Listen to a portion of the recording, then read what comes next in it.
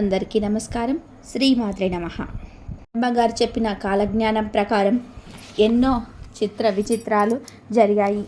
అలాగే రాబోయే రోజులలో ఏ సంవత్సరంలో ఏం జరుగుతుంది, ఏ నెలలో ఏం జరుగుతుంది అనే విషయాలను చాలా చక్కగా వివరించారు.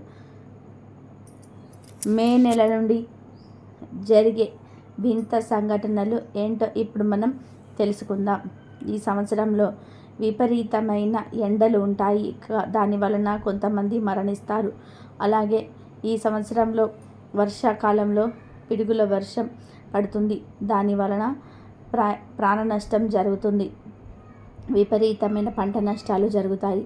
తీవ్రమైన ధాన్యం కొరత ఏర్పడుతుంది. దాని వలన బియ్యం ధరలు, నిత్యావసర ధరలు ఎక్కువగా పెరుగుతాయి. తులం బంగారం 1,00,000 రూపాయలు దాటిపోతుంది. రోజు రోజుకు బంగారం ధర ఎక్కువగా పెరుగుతుంది. రాబోయే రోజులలో ముత్యమంత బంగారం కూడా దొరకదు.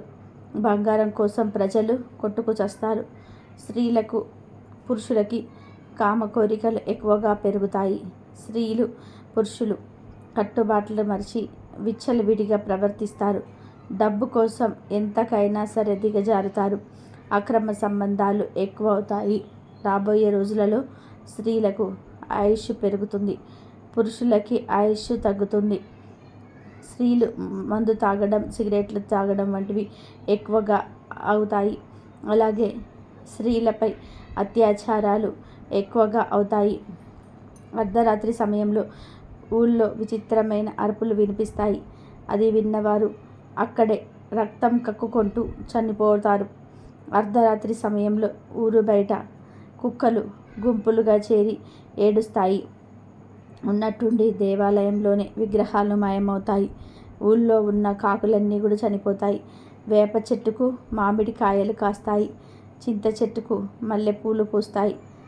పంది కడుపులో కుక్క పుడుతుంది. కుక్క కడుపులో మేక పుడుతుంది. సముద్రంలో ఉన్న జీవులన్నీ కూడా బయటకు వచ్చేసి చనిపోతాయి. దాని వలన రాబోయే రోజులలో విధ్వంసం ఏర్పడుతుంది. ఈ సంవత్సరంలో కరోనా లాంటివి ఒక కొత్త రోగం వస్తుంది. అది సోకిన వారికి శరీరంపై బొబ్బలు లేచి మరణిస్తారు. అలాగే తూర్పు దిక్కున ఒక పెద్ద సుడిగాలి వస్తుంది. దాని వలన చాలామంది చనిపోతారు. ఈ ప్రపంచం మొత్తం రాను రాను అనాథ పిల్లలతో నిండిపోతుంది. మనిషి కామానికి హద్దు అదుపులు ఉండవు. కామానికి బానిసైపోతారు. ఎంతోమంది చిన్నపిల్లలను వదిలేస్తారు. ప్రేమానురాగాలు తగ్గిపోతాయి. 6 సంవత్సరాల పాప గర్భవతి అవుతుంది. పతివ్రతలు పతితులు అవుతారు. ఉత్తర దిక్కున ఒక అమ్మాయి ఒకేసారి 5 మంది పిల్లలకు జన్మనిస్తుంది. రాబోయే రోజులలో అమావాస్య రోజు మనిషి శరీరం మొత్తం ఎర్రగా మారుతుంది. దాని వలన కొంతమంది చనిపోతారు. ఆ రోజు ఆకాశంలో గ్రద్దలు గుంపులుగా చేరి ఊరు మధ్యన అరుస్తాయి. అలాగే ఆ రోజు నిండు చందమామ కనిపిస్తుంది. రాబోయే రోజులలో సూర్యకాంతి భూమిపై ఎక్కువగా పడుతుంది. దాని వలన భూమి లోపల నుండి కొన్ని భయంకరమైన జీవులు బయటికి వచ్చి మనుషులను తింటూ ఉంటాయి. ఆకాశంలో ఉత్తర దిక్కున ఒక వింత నక్షత్రం పుడుతుంది. అది రంగురంగుల కాంతితో మెరుస్తుంది. అప్పటి నుండి చాలా వింత సంఘటనలు జరుగుతాయి. అమెరికాలో ఒక పెద్ద భూకంపం వస్తుంది. దానివల్ల ఆస్తి నష్టం, ప్రాణ నష్టం జరుగుతాయి. ఎంతోమంది చనిపోతారు. రాబోయే రోజులలో ఒక పెద్ద తుఫాను వస్తుంది. దాని వలన సమాచారం వ్యవస్థ మొత్తం కూడా పాడైపోతుంది. కంప్యూటర్లు, ఫోన్లు అసలు పనిచేయవు. దాని వలన ప్రజలు పిచ్చివారవుతారు. కొంతమంది చనిపోతారు. అడవిలో ఉన్న జంతువులన్నీ కూడా ఊళ్ళోకి వస్తాయి. ఊళ్ళో ఉన్న జనాలను చంపుకు తింటాయి. రోజు రోజుకి ధర్మం నశిస్తుంది. అధర్మమే గెలుస్తుంది. అతి నిద్ర వల్ల ప్రజలు అనేక రోగాలతో బాధపడుతుంటారు. ఒక చిన్న పల్లెటూరులో రెక్కలు వచ్చిన కోడి పిల్లలు మనుషులతో మాట్లాడుతాయి. దొంగ సాములు ఎక్కువ అవుతారు. ప్రజలకు మాయమాటలు చెప్పి ధనం దోచుకుంటారు. రాబోయే రోజులలో రాజకీయాల కోసం ఒకరినొకరు కొట్టుకుంటారు. డబ్బు అధికారం ఉన్న వారిదే రాజ్యం అవుతుంది. ఒకరి ఆకలి మరొకరు సొంతమవుతుంది. ఎన్నో పాపాలు చేస్తారు. ధనమంతా దోచుకుంటారు. కంచి కామాక్షి కంట్రోల్ నుండి రక్తం కారుతుంది. మధుర మీనాక్షి మనసులతో మాట్లాడుతుంది. శ్రీశైల మల్లన్న స్వామి శ్రీశైలాన్ని విడిచిపెట్టి వింధ్య పర్వతాలకు వెళ్ళిపోతాడు. కృష్ణా నదిలోనే నీళ్లు ఎక్కువైపోయి దుర్గమ్మ తల్లి ముక్కుపుడకను తాకుతుంది. ఆకాశంలోని 2 బంగారు అంశలు పుట్టి ఊరు వాడ తిరుగుతాయి. వాటిని పట్టుకోవడానికి వెళ్ళిన వారు మరణిస్తారు. అలాగే ఒకవైపు తుఫాను వరదలతోటి ప్రజలు అల్లాడిపోతారు. ఇంకొక వైపు తాగడానికి చుక్క నీరు కూడా దొరకదు. దానివల్ల ఎంతోమంది చనిపోతారు. ఈ సంవత్సరంలో ఆకాశంలో ఒక వింత నక్షత్రం కనిపిస్తుంది. ఆ నక్షత్రాన్ని చూసిన వారికి అనారోగ్య సమస్యలు ఏర్పడతాయి. అలానే రాబోయే రోజుల్లో తిరుపతికి వెళ్ళే దారులన్నీ కూడా మూసుకుపోతాయి. తిరుమల సంపాదనను 6 మంది దొంగలు దోచుకుంటారు.